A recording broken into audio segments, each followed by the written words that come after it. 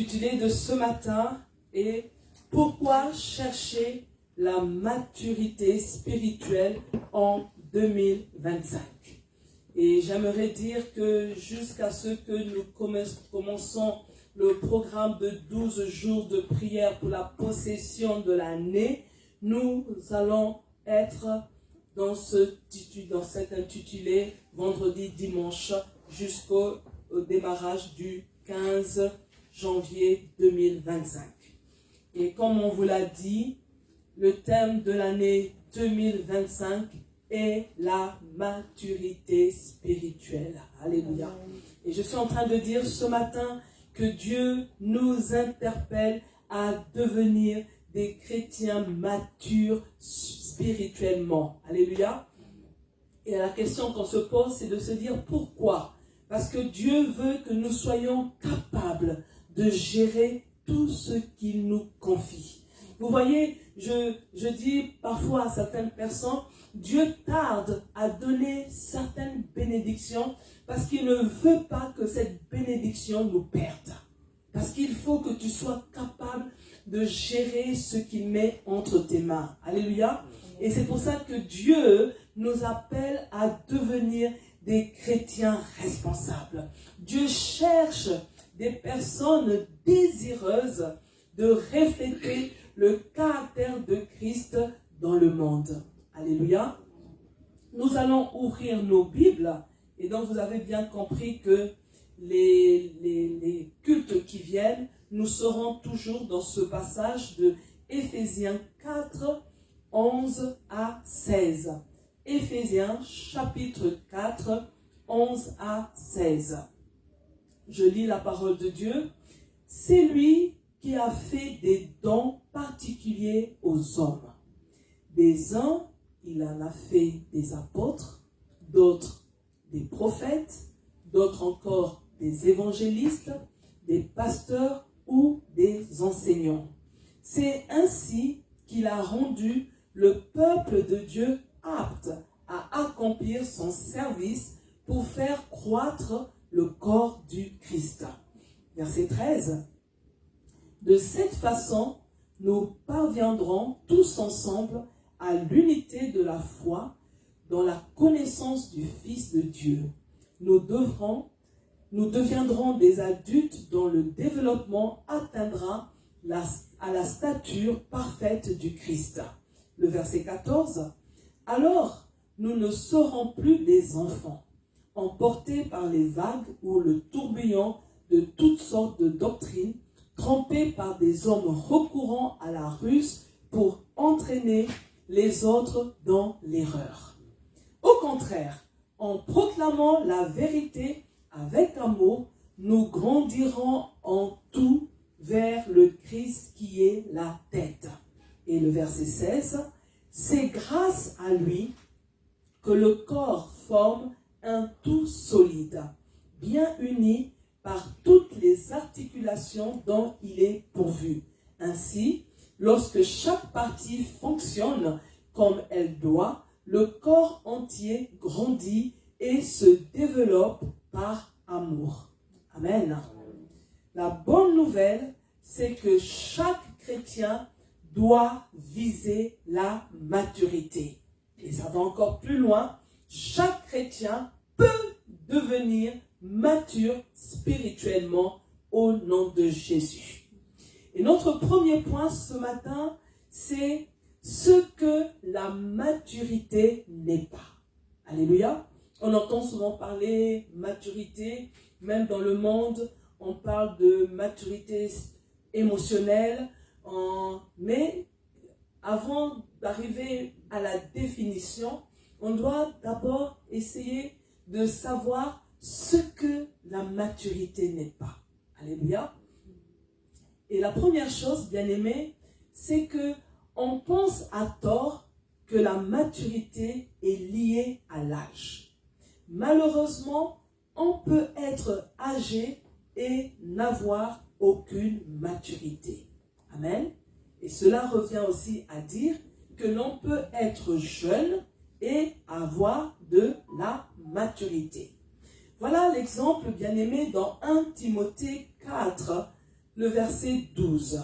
1 Timothée, chapitre 4, le verset 12, qui nous dit que personne ne te méprise parce que tu es jeune, mais sois un exemple pour les croyants dans tes paroles, ta conduite, ton amour, ta foi et ta pureté.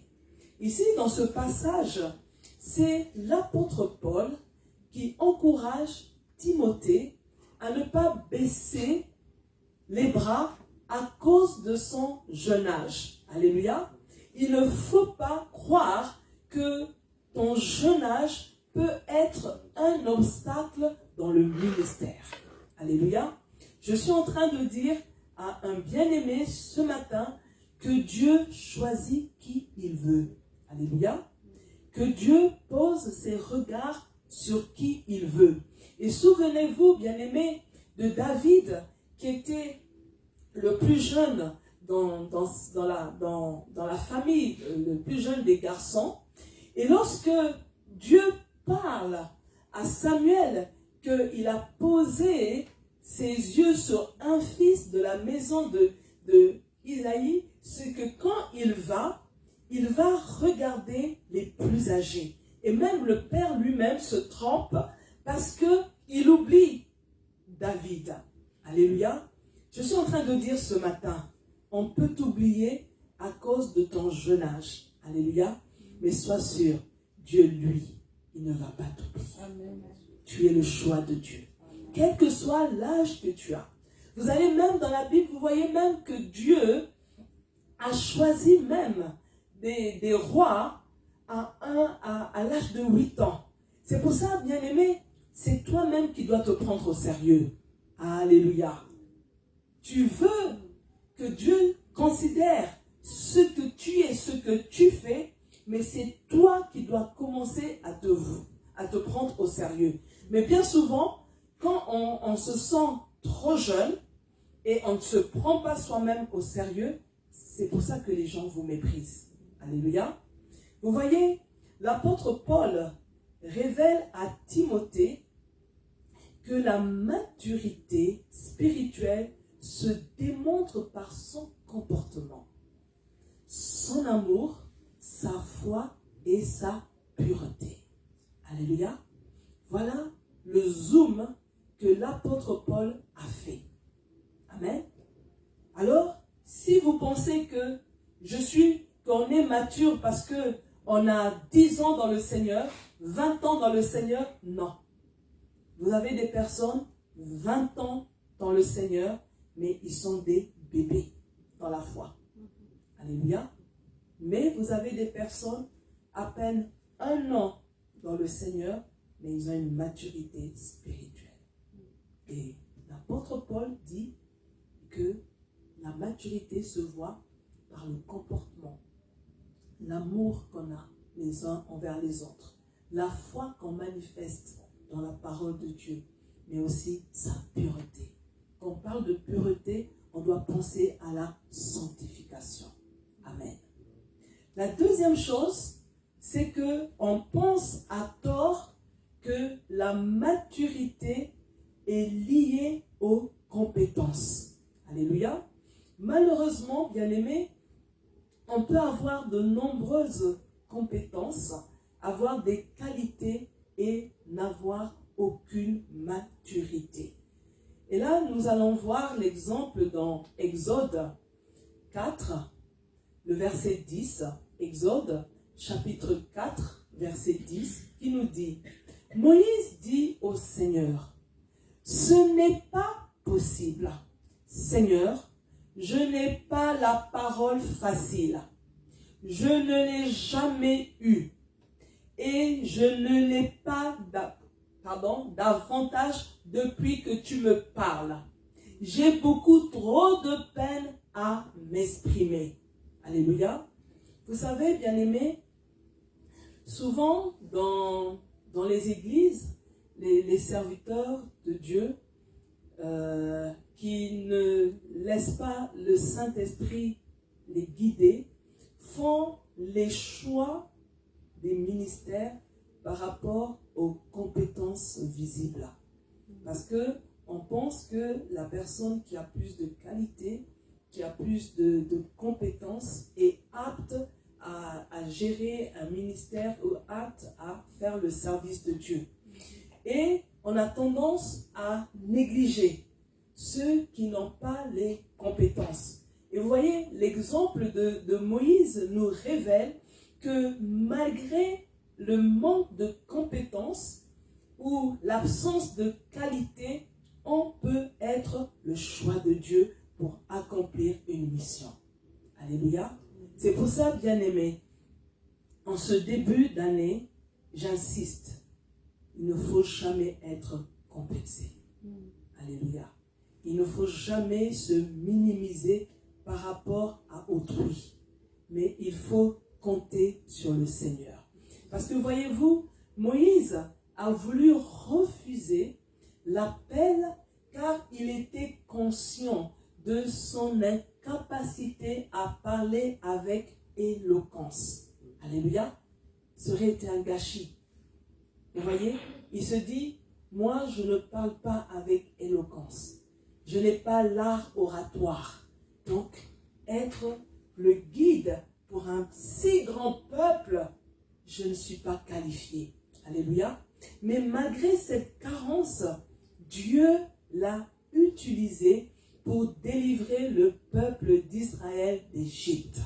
Je suis en train de dire ce matin que malgré les carences que tu as, les incompétences que tu as, Dieu peut t'utiliser si tu lui fais confiance. Alléluia. Parce que vous voyez, ceux qui sont conscients de leurs compétences, à un moment donné, leurs compétences deviennent les béquilles. Et ils n'arrivent pas à s'appuyer sur Dieu. Alléluia. Vous voyez, parfois, vous avez des personnes qui ont de très belles voix. Alléluia.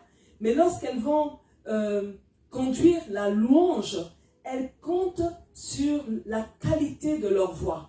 Et lorsque vous entendez parfois ces personnes, elles chantent juste, c'est beau, mais c'est vide. Parce qu'elles n'ont pas compté sur le Saint-Esprit. Amen.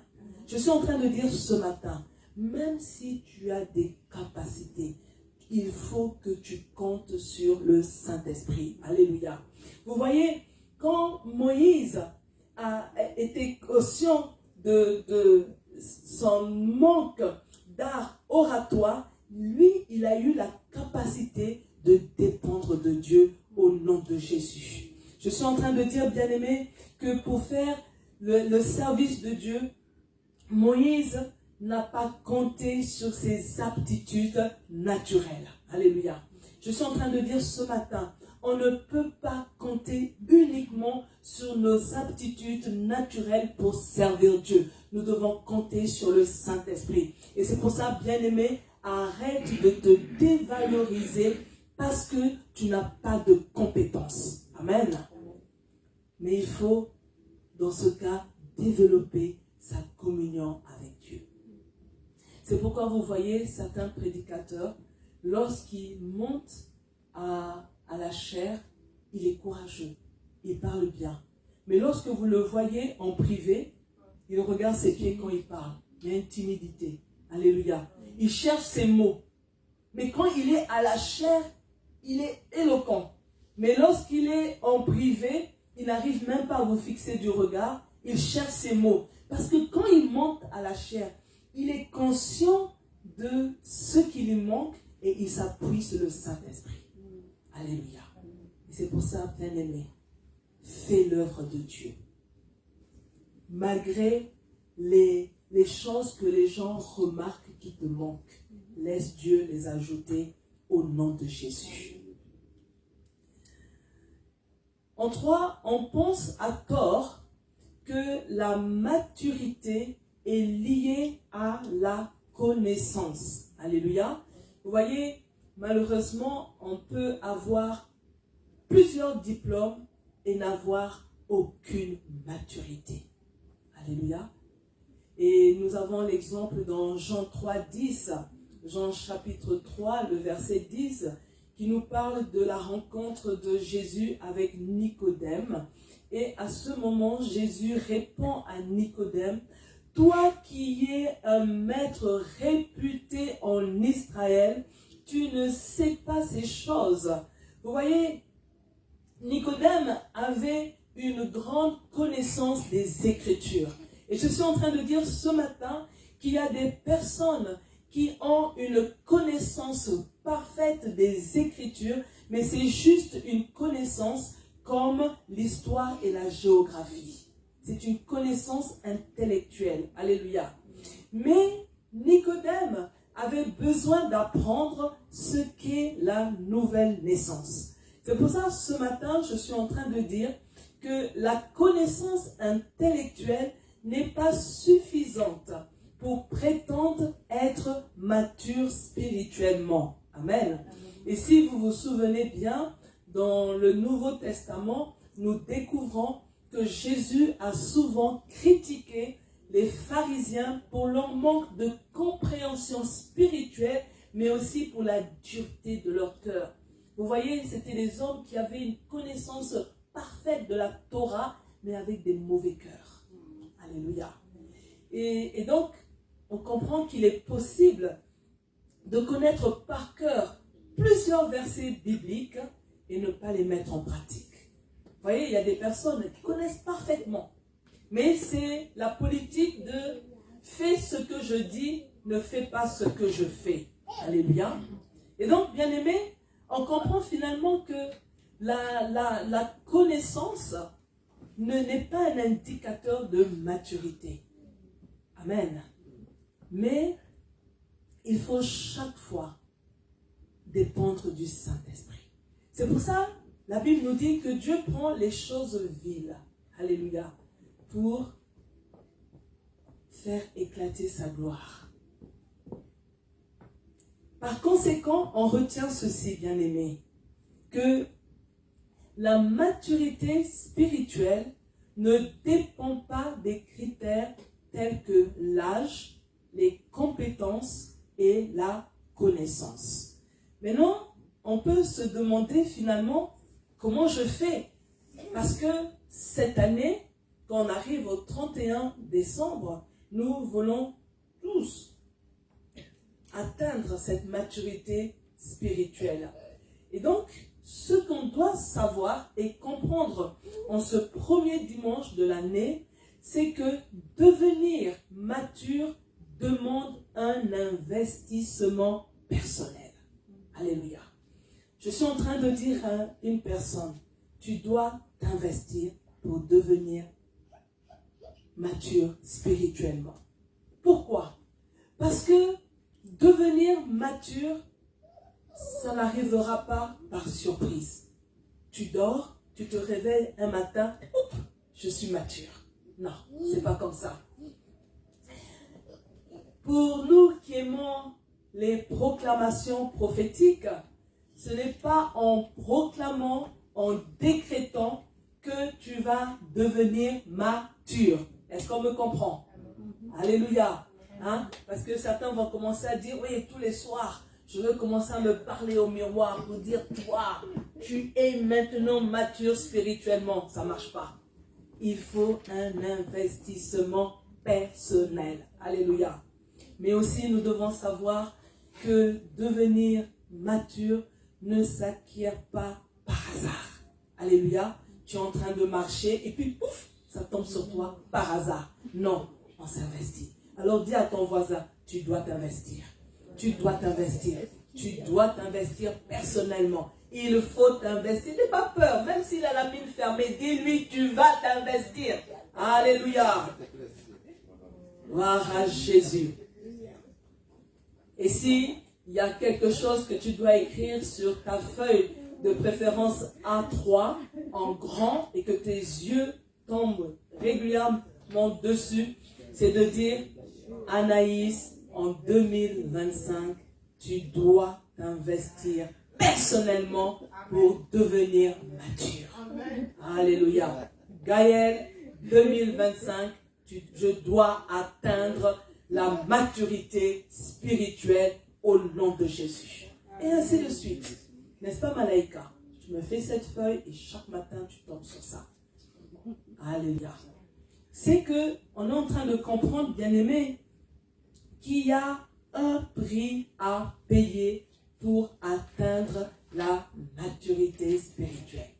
Et quand j'ai écrit cette phrase, j'étais contente parce que nous sommes en début d'année où plusieurs prennent des résolutions, disent que cette année, je dois perdre 10 kilos, mais certains, première semaine, on est au régime, et deuxième semaine, on recommence à manger héros, à checker, et puis voilà. Non. Mais nous, là, ce que nous allons faire, c'est que lorsque nous voulons payer ce prix, même si c'est dur, on ne va pas lâcher. Amen. Alléluia. On peut tomber un jour, mais on se dit, je me relève. Amen. Alléluia. C'est ça notre résolution de cette année. Atteindre la maturité spirituelle. Hein? Ce n'est pas les résolutions olé olé, mais là, on est motivé. Il faut une progression. Il faut un changement. Il faut une transformation. Alléluia. Je suis à un niveau, mais il faut que lorsque j'arrive au 31 décembre, qu'on voit un changement de niveau. Alléluia. Et il faut payer un prix. Amen. Car, pourquoi je dois payer ce prix? On doit comprendre, bien aimé, que nous tous ici, petits, grands, quel que soit l'âge qu'on a aujourd'hui, on est tous concernés à atteindre la maturité. Même si tu penses que par rapport à l'autre, tu as un certain niveau de maturité, mais il faut que tu passes à un autre palier. Alléluia. Amen. Pourquoi? Parce que personne ne vient au monde spirituellement mature. Amen. Hein? Rappelez-vous, je me rappelle à l'époque, mon dernier, hein, une petite chose, tu fais une grimace, il va pleurer. Mais aujourd'hui, tu vas faire une grimace, il ne va pas pleurer. Donc, quelque part, il a pris en maturité. Tu as certains, quand ils sont plus jeunes, quand tu vas leur dire « Oh, t'es moche », il va pleurer. Mais un adulte, tu peux lui dire « Tu es moche », il ne va pas pleurer pour ça. Alléluia. Un autre « Ah, j'ai un bonbon, mais je ne te le donne pas », il va pleurer. Vous voyez, donc c'est pour dire qu'il y a plusieurs niveaux, mais la maturité, on la prend. Personne ne naît mature. Alléluia. C'est pour ça qu'en début d'année, nous sommes là, tout le monde, on est à 0. Amen. Et chacun doit décider de payer ce prix-là pour atteindre cette maturité. Amen. Alors, on peut se demander, oui, j'ai compris que lorsque on n'est pas mature, la maturité s'acquiert mois par mois, année après année. Mais maintenant, comment je fais? Est-ce qu'il y a des actes que je peux poser? Et là, je voudrais vraiment que tu notes, bien-aimé, c'est que la personne qui veut atteindre la maturité spirituelle devra établir une relation avec Dieu. Alléluia. On parle de maturité spirituelle, on ne parle pas de maturité émotionnelle. Hein? Vous voyez, les coachs de vie pour la maturité émotionnelle vont vous donner certains exercices à faire. Mais nous, c'est la maturité spirituelle qu'on veut atteindre. Et pour l'atteindre, nous devons nous connecter à Dieu. Amen. Il faut établir cette relation avec Dieu. Parce que ce n'est pas une maturité que le monde donne, mais c'est la maturité qui vient de Dieu et on doit être connecté à lui. Amen. La deuxième chose, bien aimé, si on veut atteindre la maturité spirituelle, on devra remplir son cœur de la vérité de Christ. Alléluia. Quelle est la vérité qui est pleine dans ton cœur? Que tout ce qui est vrai, tout ce qui mérite l'approbation, alléluia, soit l'objet de tes pensées. Il faut que ton cœur soit rempli de la vérité de Christ. Alléluia. En 3, il faut obéir à la parole de Dieu. Tu veux atteindre la maturité spirituelle, Le B.A.B.A. commence par l'obéissance. Ah, bien aimé. C'est pas facile, hein, parce que naturellement, on est têtu. Naturellement, on aime faire le contraire de ce qu'on nous demande. Mais lorsqu'on veut atteindre la maturité spirituelle, on décide de marcher sur le chemin de l'obéissance. Alléluia. Et encore une chose un peu plus difficile, bien aimé, c'est que la personne qui veut atteindre la maturité spirituelle devra cultiver l'amour pour les autres. Alléluia. Nous sommes dans une société où la devise c'est chacun pour soi, Dieu pour tous. La devise c'est l'indifférence. Alléluia. Mais vous voyez, la personne qui est spirituellement mature est capable de voir les larmes invisibles, est capable de voir la souffrance et de prendre la décision de prendre un temps de prière pour la personne même sans lui dire. Alléluia. Quand on est mature spirituellement, on est capable même de faire du bien en secret pour quelqu'un. Alléluia. Parce que on a dépassé la dimension où il faut qu'on m'exalte, où il faut qu'on reconnaisse le bien que je fais. Alléluia. Mais on a atteint une autre dimension. Pourquoi on doit cultiver l'amour? Parce que l'unique commandement laissé par Jésus, c'est aimez-vous les uns et les autres. Alléluia. Et le dire comme ça, c'est facile. Alléluia. Mais nous savons que dans la pratique, ce n'est pas facile. Parfois, même dans les églises, on serre la main d'un prochain et dans le cœur, on dit « Oh, cette personne, je ne l'aime pas. » Mais on fait la bise de manière formelle. Alléluia. Mais Dieu, lui, voit notre cœur. Amen. Des fois, on montre les dents pour sourire, mais ce sont des faux sourires. Et dans cette année, Dieu veut que nous cultivons l'amour. Ça veut dire que Dieu veut que nous soyons vrais avec les autres. Parfois même, c'est très vicieux, hein? Surtout dans notre société, on fait des compliments qu'on ne pense pas. Hein? Regardez vous-même sur les réseaux sociaux. Tokos! Et puis on fait, ouh, elle est mal habillée, mais un ami, j'aime. Et puis, tu mets ça pourquoi? Pour la paix. Et puis on écrit là, Tokos! Et puis on dit, ouh, tu as vu là, elle est habillée comme un polichinelle. Alléluia. Oh, la beauté. Hein? Mais c'est la fausseté, mais Dieu veut que nous soyons vrais. Je n'ai pas dit d'être méchants, mais vrais. Ça, c'est la maturité. On montre l'amour. Aimons-nous les uns les autres.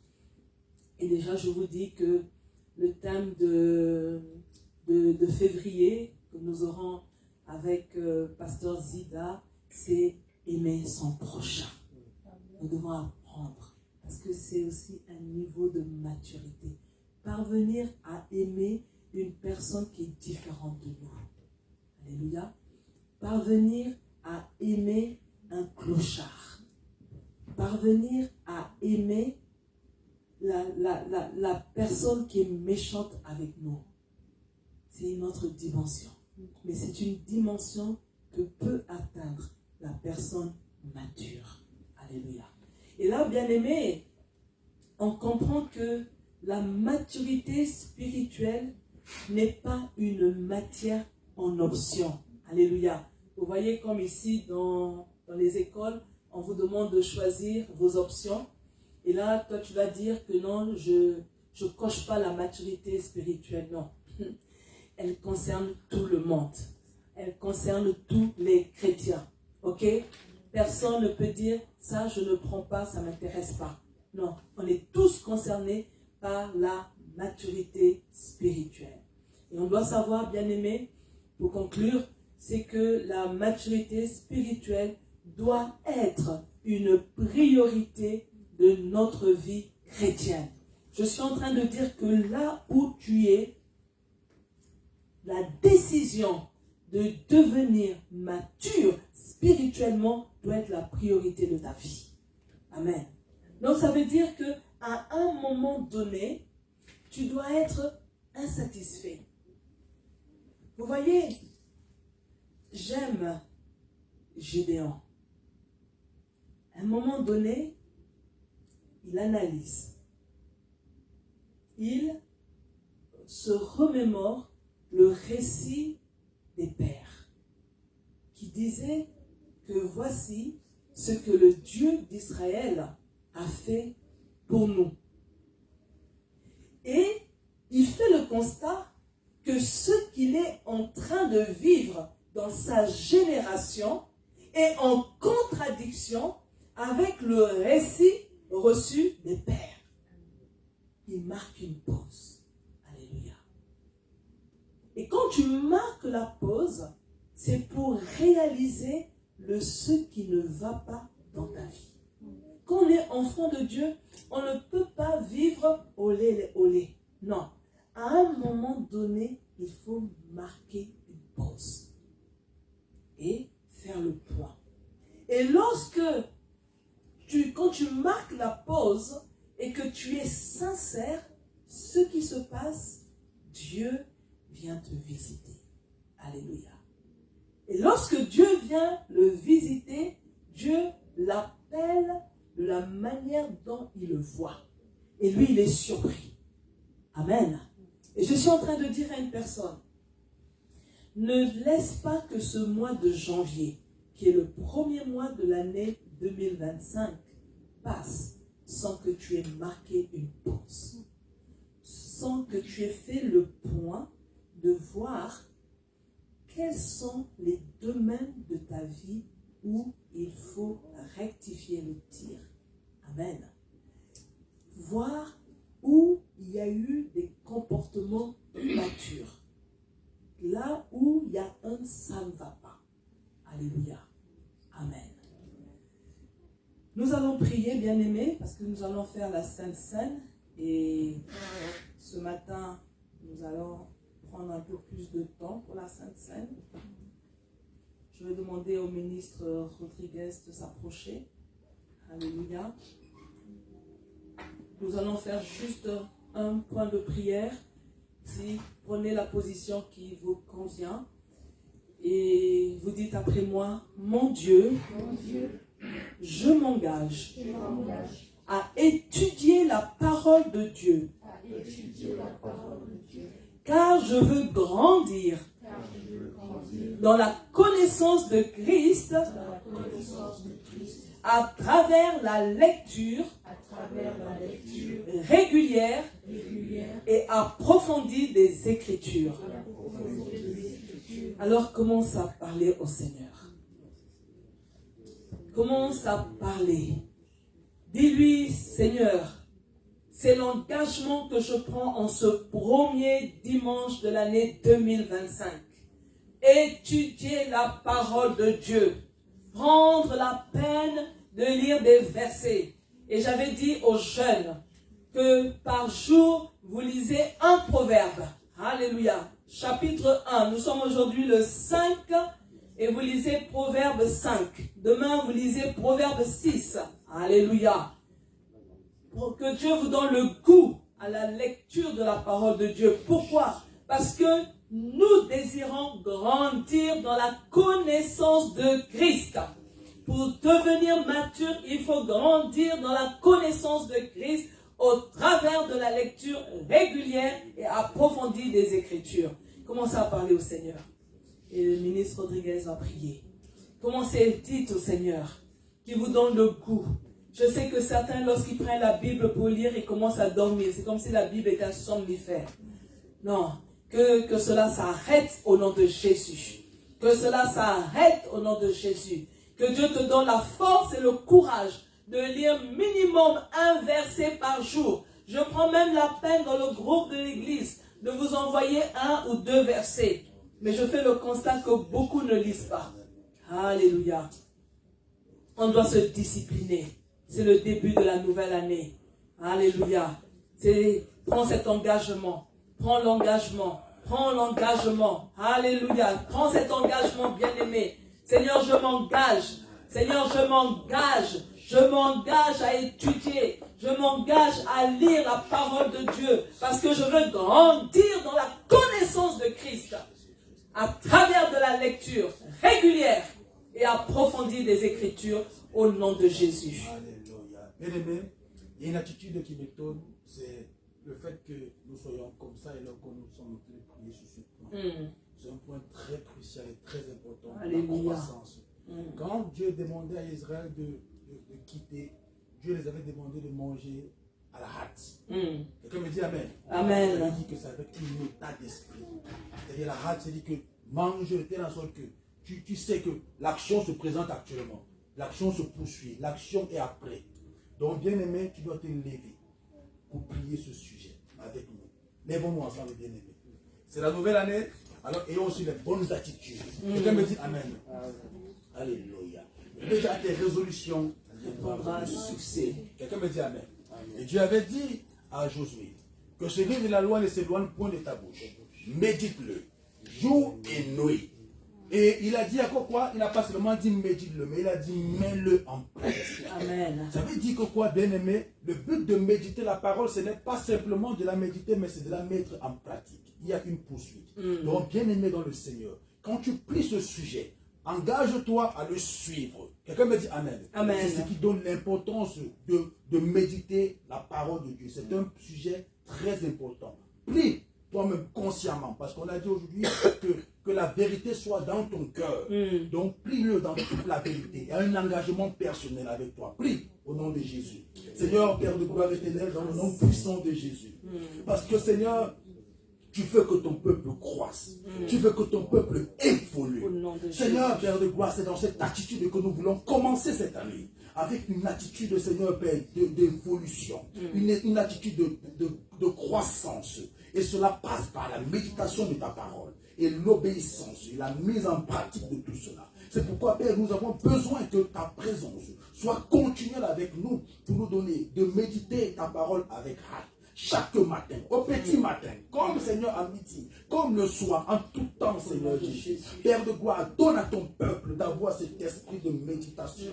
Et que Saint-Esprit, dans ta présence, tu sois toujours pour inspirer dans la vérité toutes les paroles écrites dans les cœurs. Ô Père, au nom de Jésus-Christ, Amen. Amen. Et vous allez faire le dernier point avec moi. Seigneur, aide-moi à cultiver des relations d'amour avec mon prochain pour maintenir l'unité de mon Église. Au nom de Jésus. Alors commencez à prier. Commencez à prier. Que ton cœur déborde d'amour pour ton prochain. Aimons-nous les uns les autres. Hein? N'attends pas que le cadeau que tu fais te soit remboursé. Fais du bien parce que dans ton cœur, tu sais qu'il y a plus de joie à donner qu'à recevoir. Sois la personne qui aime réjouir le cœur de l'autre. Alléluia. Sois un semeur de joie dans l'église. Alléluia. Parle au Seigneur ce matin. Parle au Seigneur. Alléluia. Nous te le prions, Seigneur, car l'unité est ce dont tu avais voulu. Car éternel mon Dieu, parce que tu as dit, le Père et toi, vous êtes un. Seigneur, nous sommes un. Ainsi, Père, tu veux aussi que nous soyons un. Toi, Père, dans l'amour. Et cela passe par l'amour. Père, au nom de Jésus, nous désirons tant. Seigneur, Père, marche dans l'amour. Je ne sais pas pourquoi, mais bien aimé,